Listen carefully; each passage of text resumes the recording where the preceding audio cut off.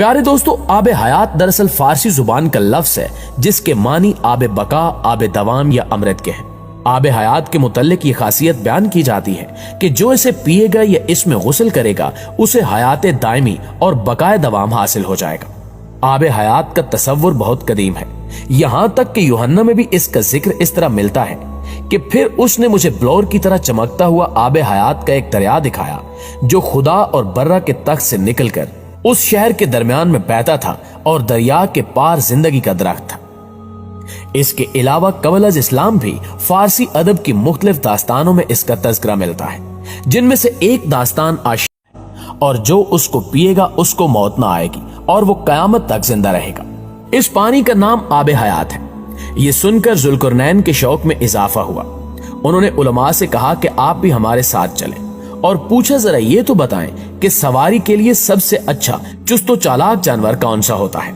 وہ بولے ایسی اچھی نسل کی گھوڑی جس نے بچہ نہ جنا ہو۔ چنانچہ ذوالقرنین نے 1000 گھوڑیاں منگوائیں اور حضرت خضر علیہ السلام کو سب سے آگے کیا، یعنی راہبر بنایا۔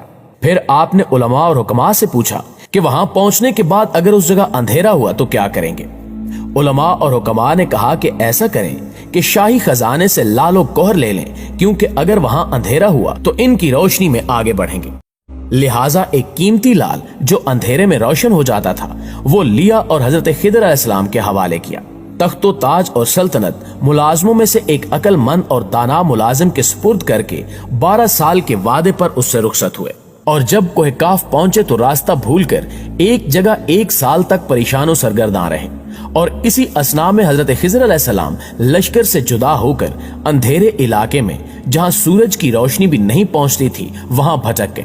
پھر اچانک لال کا خیال آیا تو آپ نے اس لال کو جیب سے نکال کر زمین پر رکھ دیا، لہٰذا اس کی روشنی سے اندھیرا دور ہو گیا اور اللہ تعالیٰ کی کرم نوازی سے ان کو چشمہ آب حیات نظر آ گیا۔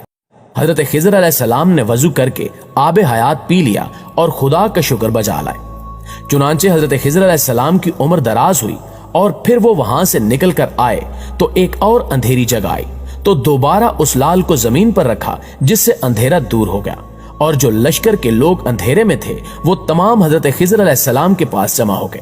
اس سفر میں ناکامی کے بعد حضرت ذوالقرنین نے تمام لشکر کو اپنے پاس سے رخصت کیا اور ذوالقرنین وہیں رہ گئے اور عبادت میں مشغول ہو گئے، اور چند دن کے بعد انتقال ہو گیا۔